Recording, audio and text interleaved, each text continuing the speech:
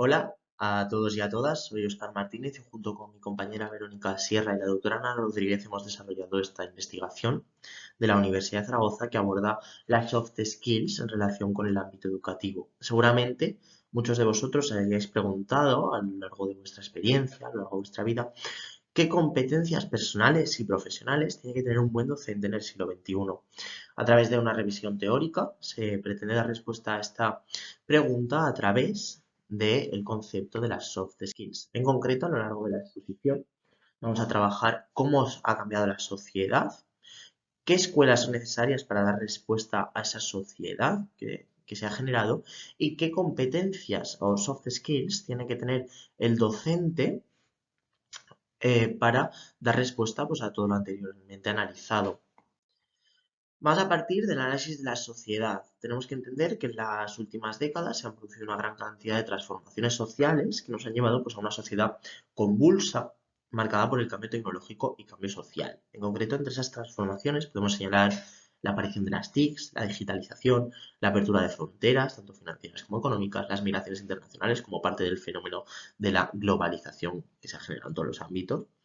y del aumento exponencial del conocimiento, muy relacionado también con las TICs, y la eliminación de las barreras espaciotemporales. Todo esto nos sitúa ante una sociedad y un mundo muy difícil de descifrar y mucho más difícil de predecir. Por ejemplo, la OECD ya nos decía que en 2030 la mayoría de nuestros alumnos van a desarrollar trabajos y utilizar una tecnología que actualmente todavía no existe.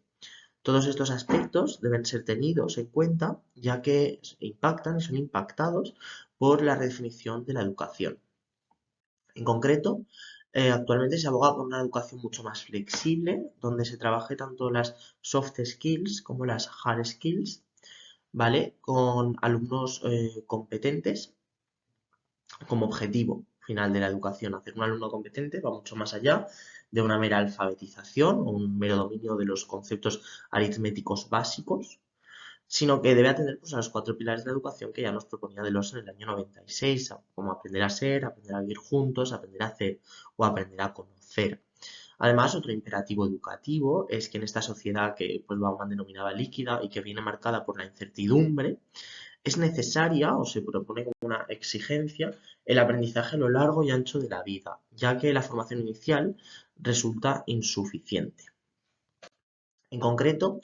Pinto nos señala que toda transformación educativa tiene que partir de los miembros de la comunidad educativa, que observen las prácticas pedagógicas, ¿vale? Desde nuevas perspectivas, eh, desde nuevos paradigmas educativos, ya que, como señala ella, no podemos seguir pretendiendo cambiar la educación utilizando las mismas estrategias que hemos utilizado hasta ahora. En concreto, cuando ella habla de innovación educativa, la entiende como la eliminación o modificación de aquellos aspectos de la realidad escolar que limitan o extinguen las ganas de aprender del alumno y las ganas de aprender y de enseñar del profesorado. Además, se señala que toda innovación tiene que caminar hacia las que se han definido como las escuelas del siglo XXI, por Hernando Calvo, que en concreto pues las va a definir como aquellas que cambian, crecen y se desarrollan, atendiendo a unas prácticas de investigación, atendiendo al presente y también al contexto local y al contexto global de cada uno de los alumnos. En concreto, Hernando Calvo propone que para alcanzar este prototipo de escuelas del siglo XXI es necesario realizar cambios en la organización de los contenidos, metodología y evaluación. Por ejemplo, abogando por una evaluación auténtica, abogando por unos proyectos dinámicos, por una inversión de las habilidades transversales, por un aprendizaje cooperativo, por ejemplo. Luego, unas transformaciones en el uso de los espacios y de los tiempos. Por ejemplo, se pasan a entender como factores que son educadores y el momento de aprendizaje no queda limitado temporal y espacialmente al momento de la escuela, al aula. Luego, por otro lado, modificaciones en la planificación y la organización escolar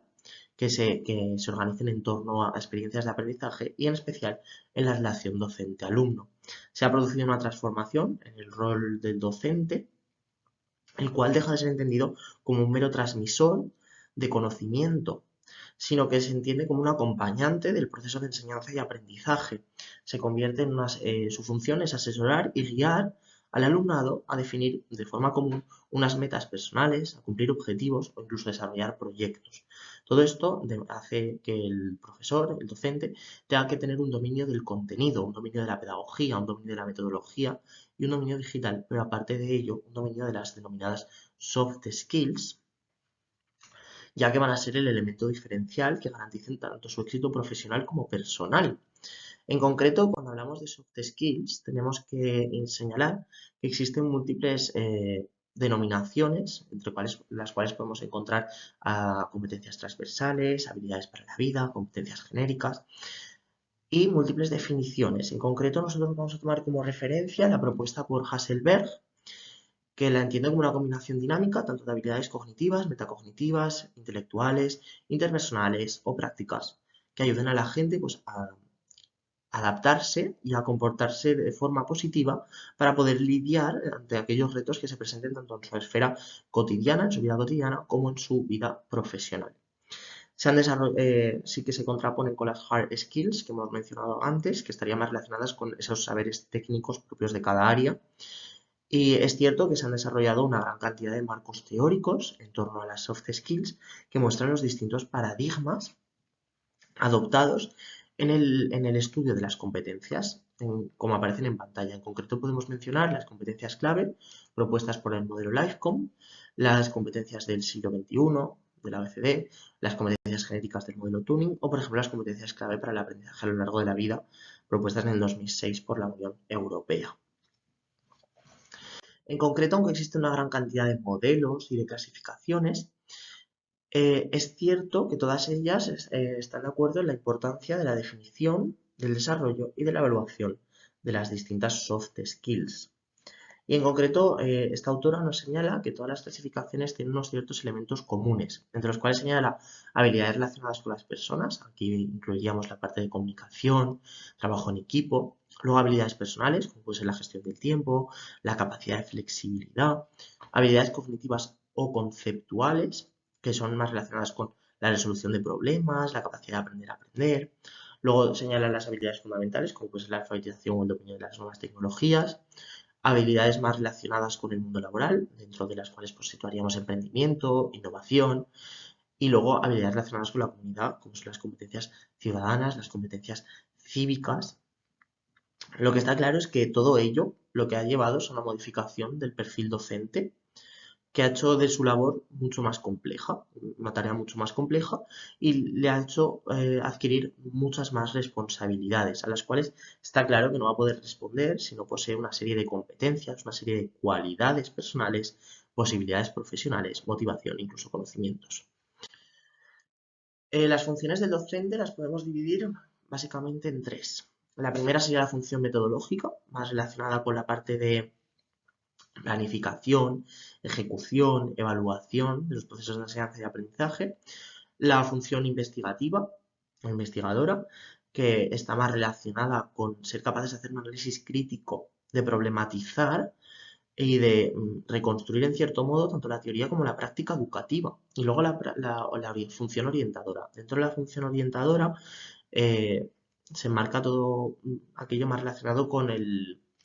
autoconocimiento y el desarrollo personal del alumnado. Todo ello lo que pone de manifiesto es que el docente necesita una formación que no solo atienda a la metodología, o sea, que atienda a la metodología, obviamente, a la pedagogía, también al contenido, a la competencia digital, pero también a las soft skills, ya que con todo ello va a poder resolver ciertos problemas educativos con cierta autonomía y a la vez colaborar con el entorno escolar, con la organización y con todos los miembros y agentes que están implicados en el proceso educativo. Además, cuando hablamos de términos de competencia, debemos tener en cuenta que el entorno laboral del siglo XXI exige a los trabajadores ya no solo un dominio de conocimientos propios del área, sino que va mucho más allá y ya se está exigiendo el dominio de ciertas soft skills, como pueden ser pues, empatía, trabajo en equipo, liderazgo, resolución de problemas. Entonces, si tenemos claro cuál es el adulto que queremos formar y qué competencias tiene que poseer, parece obvio que son esas competencias las que tiene que adquirir durante la etapa escolar el presente alumno, Entonces, teniendo en cuenta esto, parece bastante plausible que las competencias que adquiera el docente en su etapa universitaria, en los grados de magisterio,